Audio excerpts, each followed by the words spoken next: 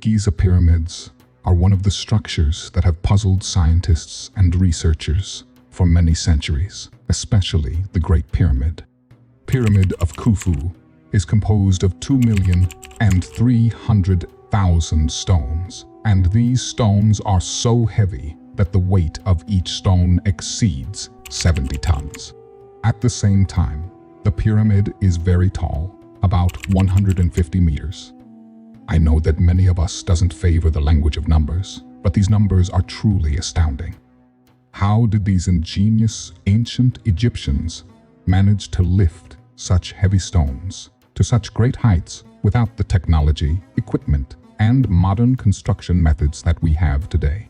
In our current era, even with technology, equipment, and modern construction methods, we struggle to achieve similar feats.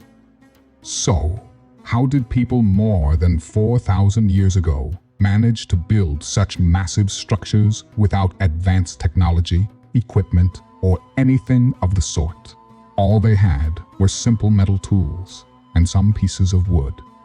What's even more astonishing is how they managed to stack these pyramid stones on top of each other without any cementitious or adhesive materials. The answer to this question is one of two possibilities. Either these people possessed incredible knowledge and skills beyond our comprehension, or they discovered a specific method of construction that didn't require advanced technology or complex tools. But this method is so simple that it hasn't crossed the minds of many.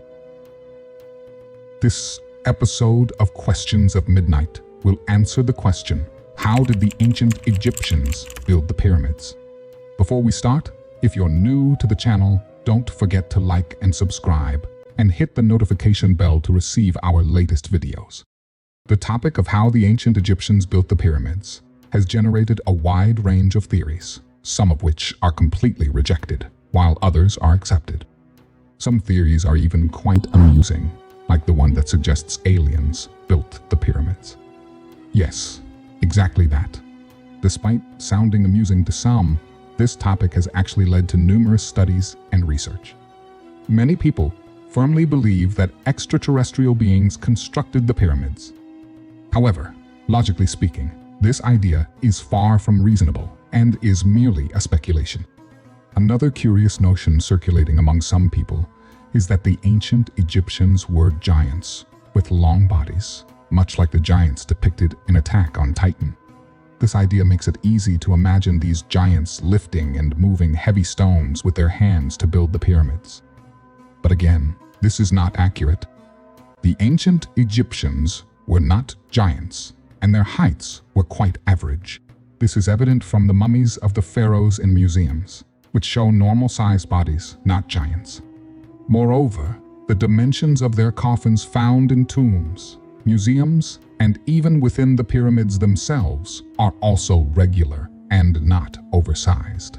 Therefore, the idea of giant Egyptians building the pyramids is untrue. The traditional narrative about how the Egyptians built the pyramids, which we heard as children, tells us that they transported the stones from southern Egypt to the current pyramid site, moved 2 million stones weighing tons over immense distances, and then created an earthen ramp around the pyramid. Next, they placed large stones on the ramp using cylindrical wooden rollers, ropes, and the labor of workers. This is how they built the pyramids? While we've heard this story countless times, let's examine it more closely.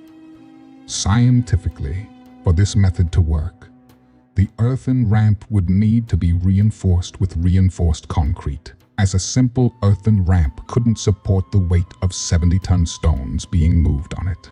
It would simply collapse. Additionally, the wooden rollers wouldn't be able to withstand the loads involved. They would break. To move 70 tons, we would need exceptionally sturdy steel wheels, which just weren't available back then. Hence, the wooden rollers, earthen ramp, and the whole narrative are illogical. Even if we assume they used this method with a larger reinforced ramp, the ramp would need to be 10 times larger than the pyramid itself, which raises serious questions about its feasibility. Some thinkers suggest that the construction of such a gigantic earthen ramp and extensive roadways around the pyramid, followed by their complete removal, would be an achievement surpassing the pyramid itself. Moreover, scientifically, removing these massive structures without leaving any traces of their existence would be practically impossible. Yet, until today, no evidence of such structures has been found. This renders the entire story questionable. Some alternative theories have emerged in an attempt to support the previous narratives. For instance, some suggest that the workers sprinkled water on the ground to make it muddy and facilitate the movement of the wooden rollers carrying the stones. This method could ease the movement of the rollers and reduce the force needed to move the stones about halfway up the pyramid. As for the question of how the ancient Egyptians transported 2 million massive stones from southern Egypt to the current pyramid location in Giza, some suggest that the desert area where the pyramid is located was once a riverine area with multiple channels and branches of the Nile River. Therefore, they propose that the stones were transported by water. However, even with these theories, the question remains fundamentally unanswered. How did they raise these massive stones to such extraordinary heights without cranes, helicopters, or advanced equipment? This is a question that has yet to be definitively answered. Did the ancient Egyptians possess a device that could nullify gravity in a specific area, enabling them to lift stones with ease? Did Pharaoh Khafre come and lift the stone effortlessly? Unfortunately, there is no evidence to support this claim. So, let's move on quickly to another point. How did the stones of the pyramid fit together without the use of cementitious materials? The answer we were given in the past was that the ancient builders placed the stones on top of each other using an air levitation technique.